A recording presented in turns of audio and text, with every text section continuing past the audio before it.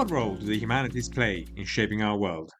I'm Robin Ambrosi, and you're listening to the Humanities in the World podcast by the University of Rochester Press. In each episode, we talk with researchers and thinkers working in a range of humanities disciplines and delve into the ways humanistic inquiry intersects with today's social and political challenges, from climate justice to digital culture, from historical memory to ethical futures. We affirm a simple but powerful belief that the humanities are not a luxury. They are essential to the ways we live, think, and imagine better worlds. In this third and final episode of the Humanities in the World series, The Shaping of Global Narratives, I'm joined by Samantha Pinto, Professor of English, affiliated faculty in African and African Diaspora Studies and Women's Gender and Sexuality Studies at the University of Texas, and Nasser Rabbat, Aga Khan Professor and Director of the Aga Khan Program for Islamic Architecture at MIT.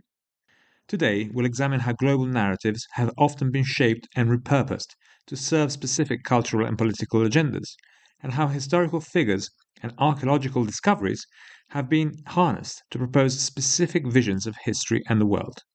The humanities can help us reveal these mechanisms and make us aware of these propagandistic manipulations. So, Samantha Pinto, you've posited the perennial question of why the humanities matter by examining the life and works of Phyllis Wheatley Peters. Could you tell us quickly who she was and why you feel that she's relevant? Absolutely. So, Phyllis Wheatley was an 18th century poet, a writer based in New England, but she was, kidnapped from Africa when she was 8 and brought to the United States, sold to a New England family who then quickly realized her aptitude in languages and literature, and she started writing poetry after learning Greek and Latin as well as English, again at a very young age. So she was still a girl when she started writing, and she was the subject of what was not a singular trial, but what is often imagined as a singular trial, where she went and she had to prove that she was the author of her works because she was African. She had to prove it to a bunch of upstanding white property gentlemen in the New England community. And that is sort of the story of her that moves around. Of course, she went on a book tour of England, where she met royalty, and her poems endure.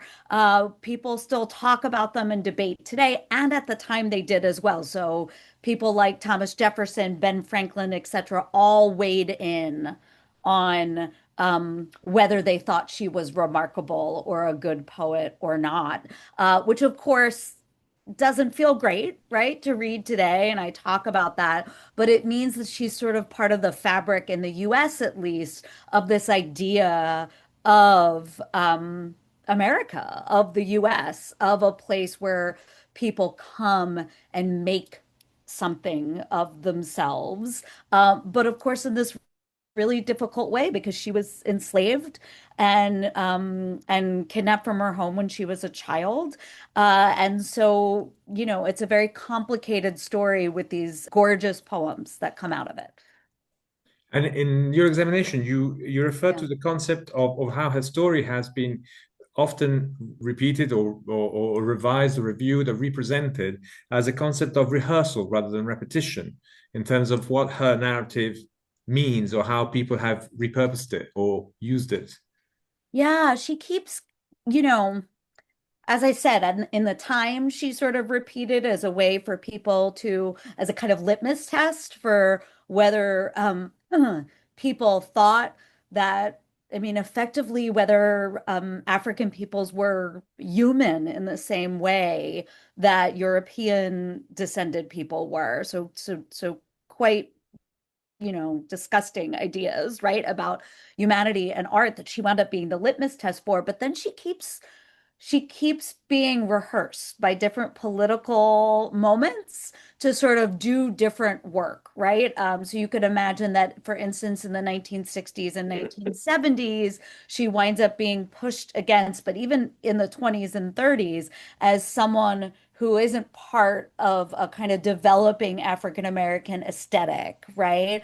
That focuses on either folk culture or different ways of expressing oneself, because it doesn't go. She doesn't go with the politics of the time. And then she gets taken up again by Black feminists in the 80s and the 90s who are like, hey, Phyllis, June Jordan, a poet and writer and teacher and activist, calls her the difficult miracle, right? Says, can you even imagine what it took to be her, right? To write like her, to learn these languages, to engage in this community. And so she keeps getting taken up differently in different times. And for me, rehearsal rather than repetition is significant because I think there's always this emphasis on getting it right, that we're going to get the right Phyllis Wheatley. And I don't think humanities texts work like that. I don't think you can get them right. Yeah, interestingly, it's this appropriation of this story to try to make it suit certain narratives that either come in or out of fashion, or perhaps that need to be proposed.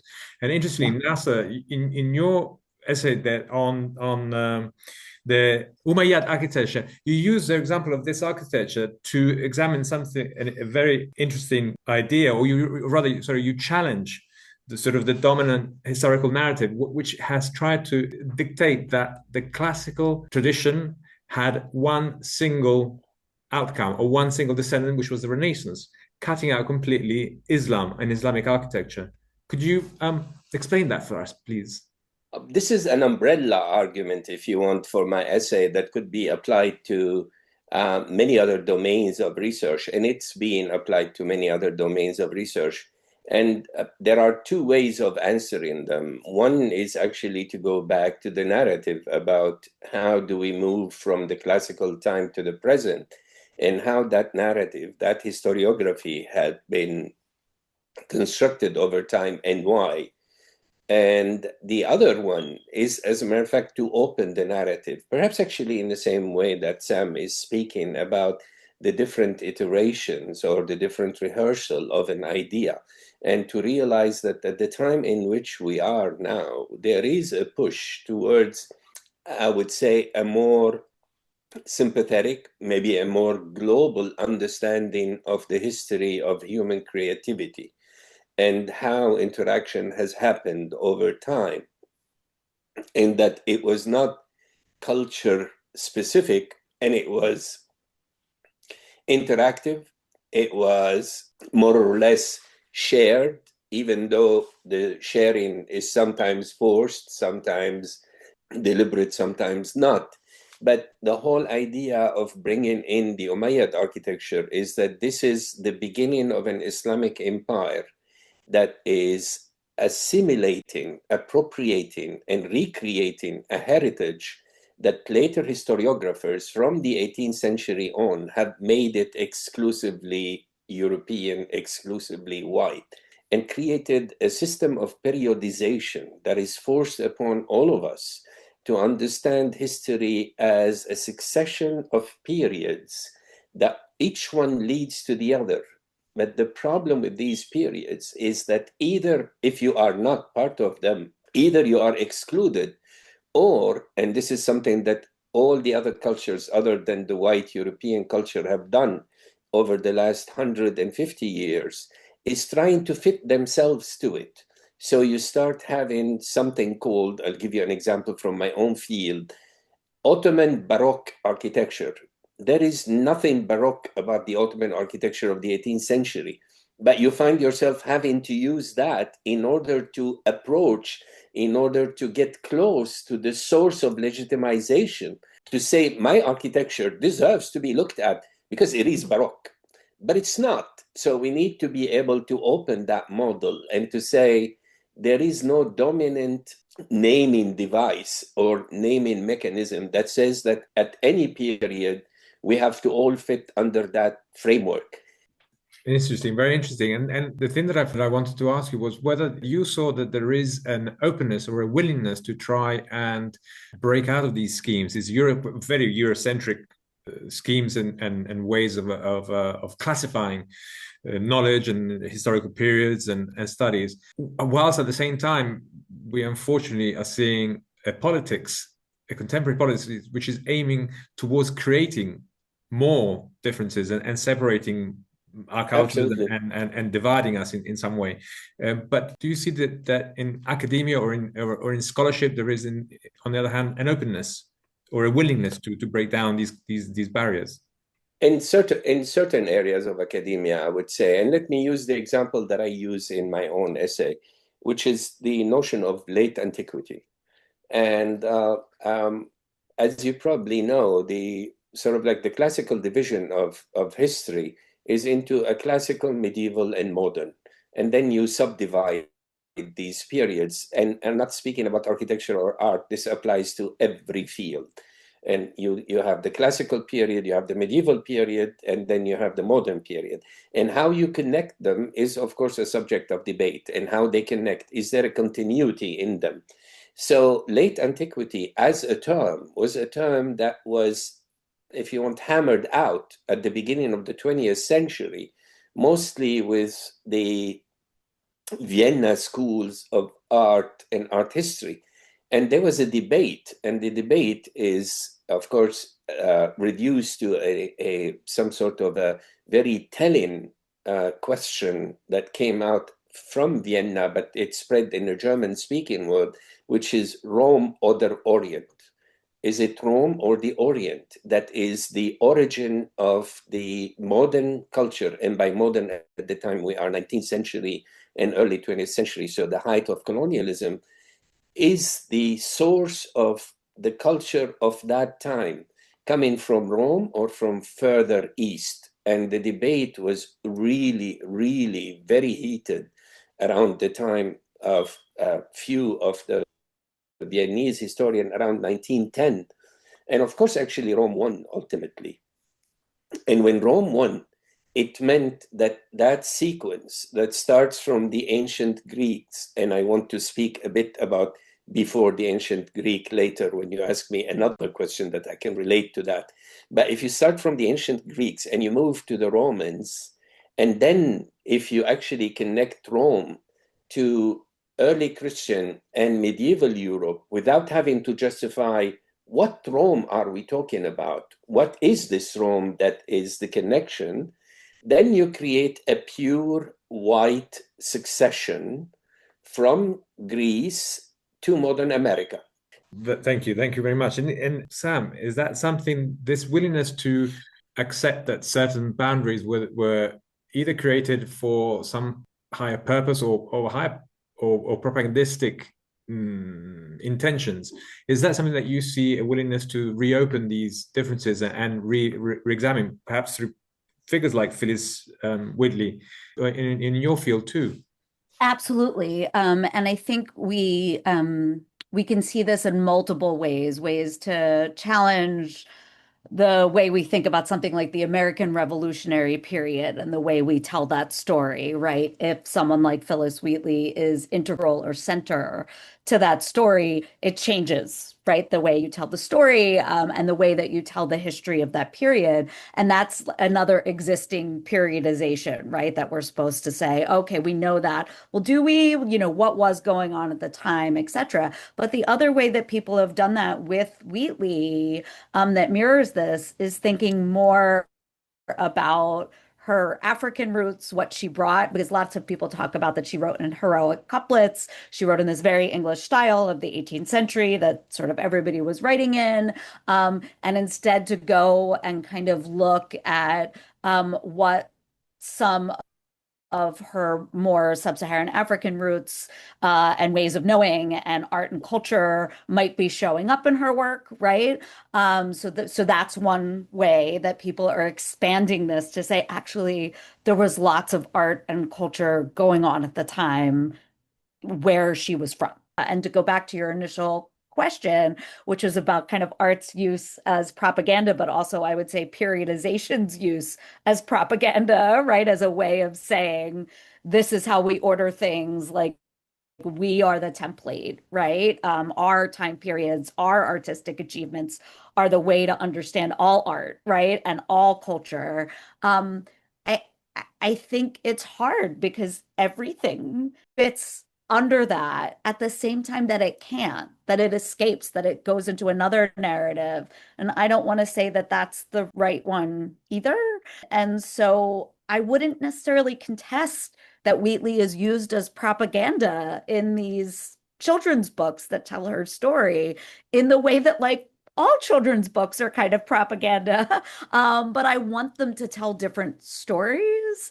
And I have kids, right? And so I see the difference it makes when they see and hear different stories of inclusion into that American myth, even though I deeply question the, like, I did my hard work and pulled myself up by my bootstraps narrative.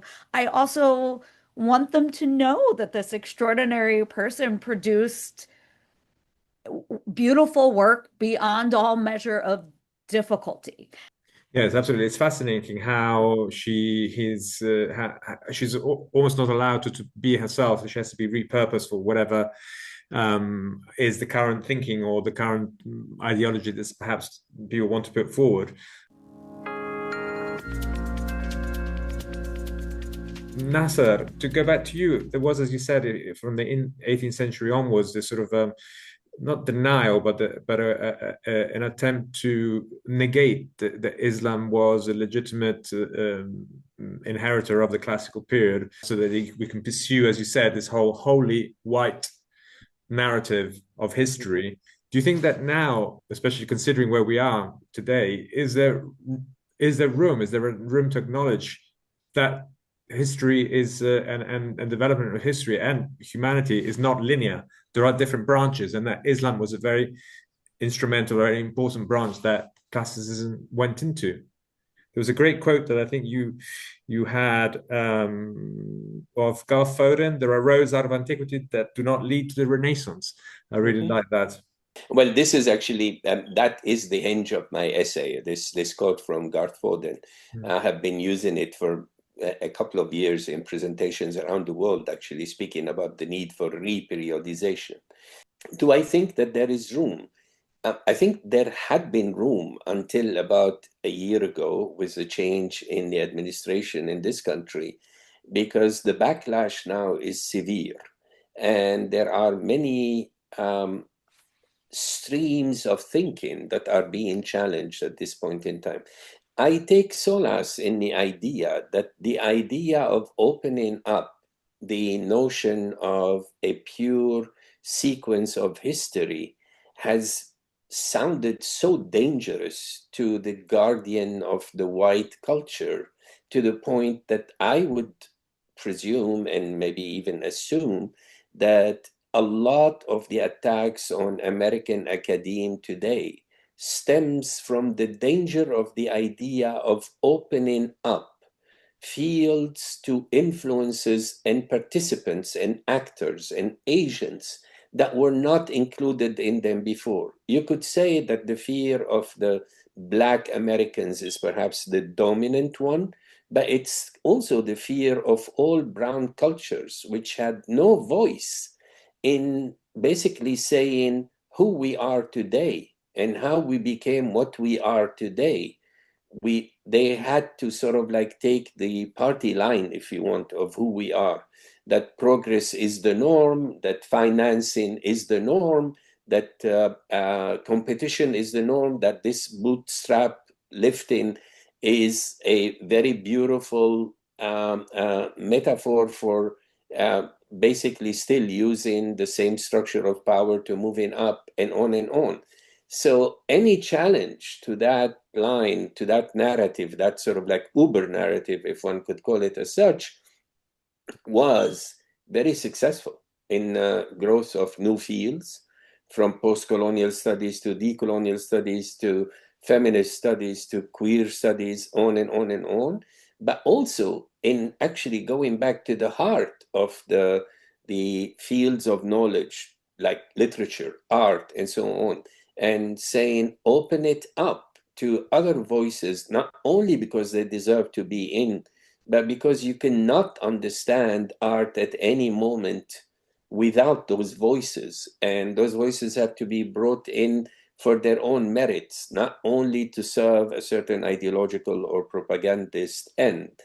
So the humanities, with the infusion of what today is called criticism and theory, or theory and criticism, they came in that reversed order, had become a more powerful tool of debunking dominant narratives.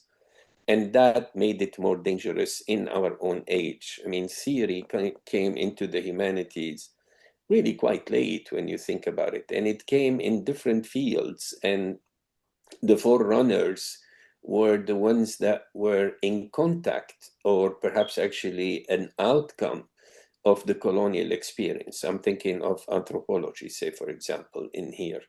And then it started spreading out. And I'm not saying that there was no theory before. Of course, there is literary theory and there's art theory for all these fields. But a theory that sometimes it's called critical theory is something that came quite late. And the opponent of it actually were so aware of it to the point that there was a discussion at the Congress about the danger of critical theory, which is so rare. I mean, the Congress has never discussed quantum physics, for example. I mean, these are areas of expertise that the Congress acknowledges that it doesn't have the expertise to discuss. And yet they discussed critical theory. They discussed it as a danger to the American notion of self. We're at the stage now, Sam, that the humanities are being questioned. Do you see that those questioning the humanities, like perhaps Congress discussing critical theory, is a qualified discussion of what the humanities are, or what its role should be? So I'm in the belly of the beast. I'm at the University of Texas at Austin. We are the lab for a remodeled, the pioneers of a remodeled university under this administration and under this really interesting rubric, because there's like a third piece of this. There's the humanities are dangerous. Humanities and arts are dangerous. There's humanities and arts are also somehow something we have to keep because they're tourism, they're culture, their civilization, and they're everywhere, right? We're also just consumers of them constantly. And then there's the humanities as devalued, right? They're just ornamental. They don't mean anything, right? And that's why, right? That, and this is where you're getting, like, there's the danger part, there's the like we need them part, and then there's like we don't even need them, they're not practical, why is anyone doing it? And that's why, like, and that's the part of the guise under which we're being gutted, right? Is they're saying we're going to look at professional credentials, like what do people learn? How will this go directly into a profession, right?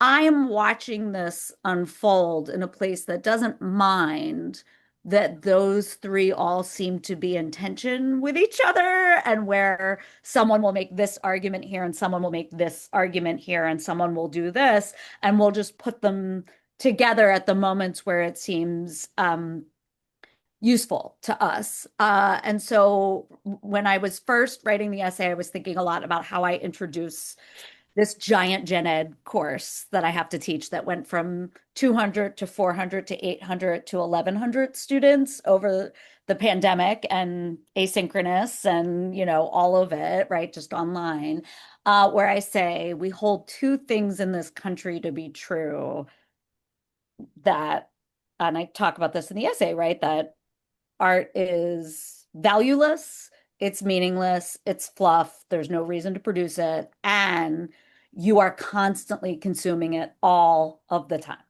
All of the time on your way to class. This is for students, right? Like, you know, walking to class, what you see, what you're listening to, etc. How and why do we hold those things to be true?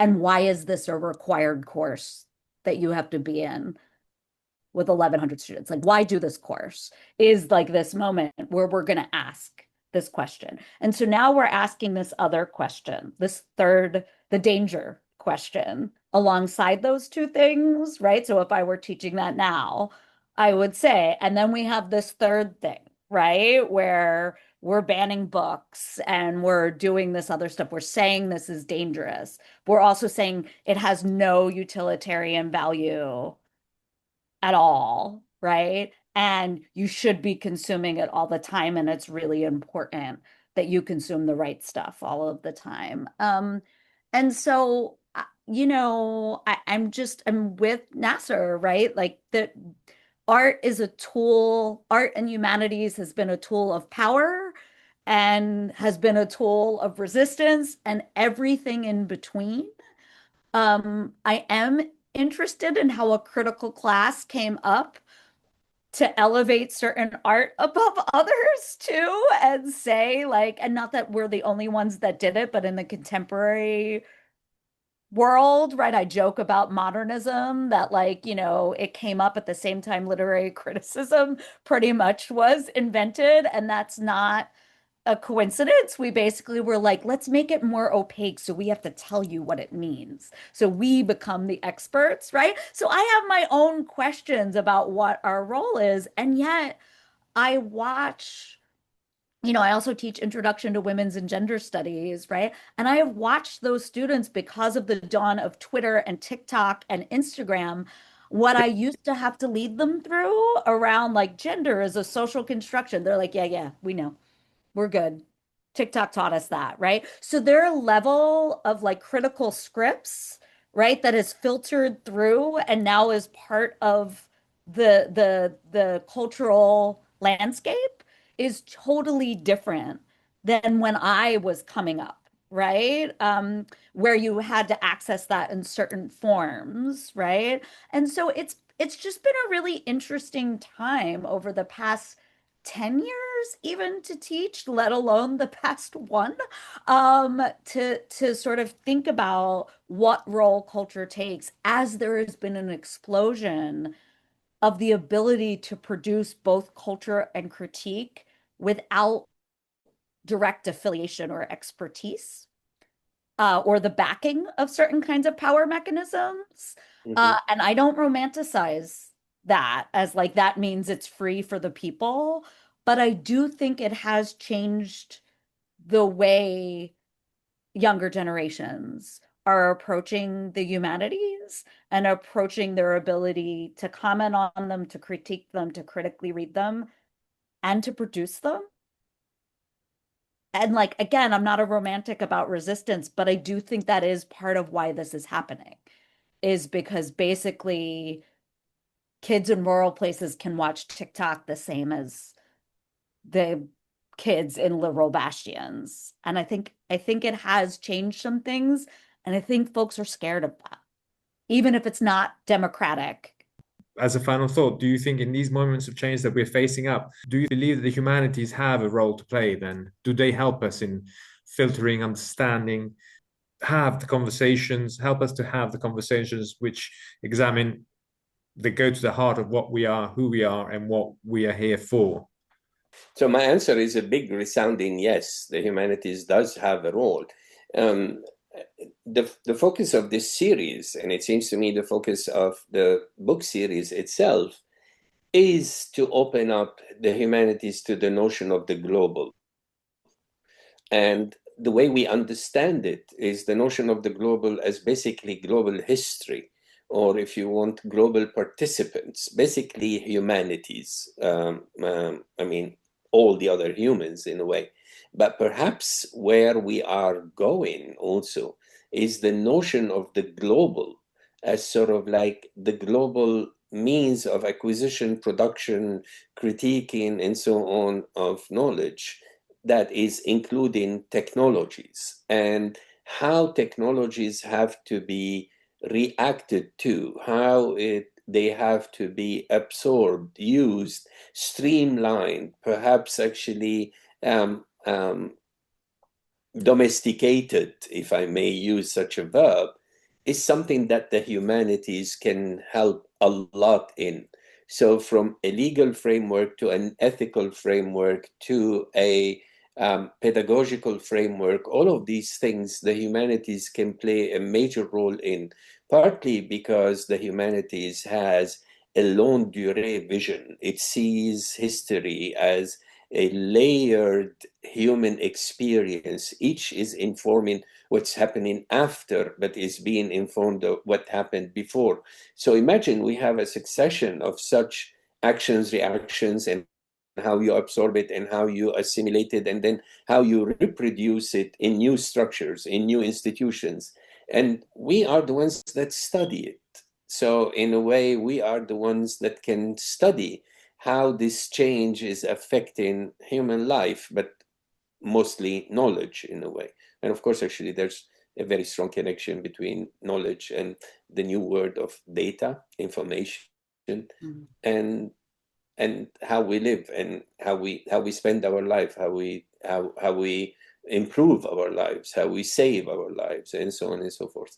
So it seems to me that the humanities in its various fields of pursuits has major role in absorbing and assimilating and perhaps structuring these new technologies of knowledge that otherwise are running amok. Yeah, I won't say it any better than that, which is amazing. What I will say is, I think we are not the only place where you get conversations about ethics and about questions that you don't have answers. I always resist that. I'm like, lots of social scientists and scientists have questions about ethics, right? But I think we're a place that for a long time, and our writ is about discussing questions that don't have an answer.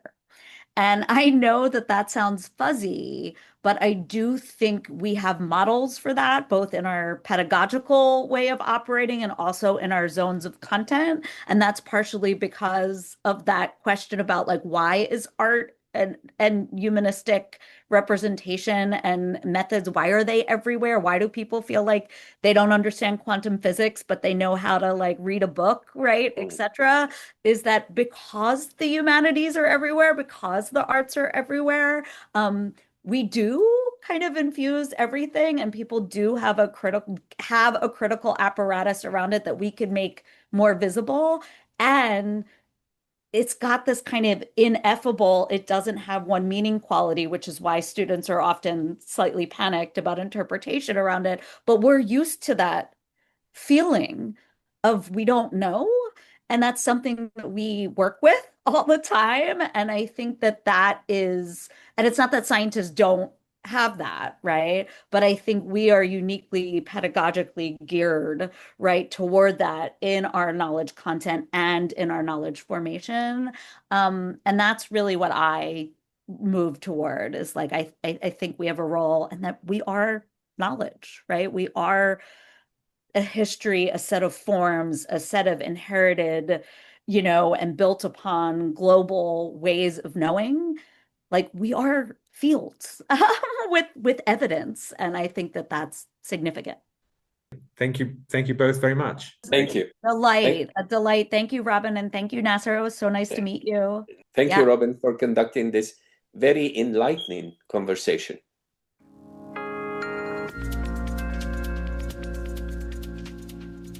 Thank you for listening to the Humanities in the World podcast from the University of Rochester Press.